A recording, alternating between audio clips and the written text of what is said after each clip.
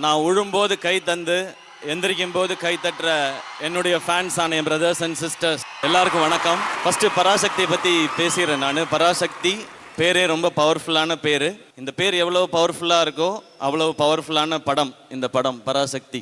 இது என்னுடைய 25th ஃபிலிமாக அமைஞ்சது எனக்கு வந்து ரொம்ப ரொம்ப சந்தோஷமான பெருமையான விஷயம். இதுக்கு காரணமாக இருந்த அத்தனை பேரையும், இதை ஸ்பெஷல் ஆக்குன அத்தனை பேரையும் நான் இங்கே கண்டிப்பாக மென்ஷன் பண்ணணும். நான் கொஞ்சம் டைம் எடுத்துக்குவேன், ஓகே தானே? உங்கள் எல்லாரையுமே 1960ஸ்க்கு கூட்டிகிட்டு போகிற, எல்லாரும் சொல்கிற மாதிரி டைம் ட்ராவல் பண்ணி அந்த உலகத்துக்கு கூட்டிகிட்டு போகிற படம் தான் இந்த வேர்ல்டு. பராசக்தியோட உலகத்தை நீங்கள் எல்லாரும் என்ஜாய் பண்ணணும் அப்படிங்கிறது தான் இந்த ஒட்டுமொத்த டீமோட ஐடியாவுமே. ஸ்டூடெண்ட்ஸ், யூத் எப்போவுமே பவர்ஃபுல். அவங்க எவ்வளவு பவர்ஃபுல்லாக இருந்தாங்கன்னு சொல்கிற படம் தான் இந்த பராசக்தி. இது வந்து நிறைய சொல்கிறாங்க, இது இந்த மாதிரி படமாக இருக்கும், இந்த மாதிரி படமாக இருக்கும்னு. அது எதையுமே நீங்கள் காதில் வாங்கிக்காதீங்க.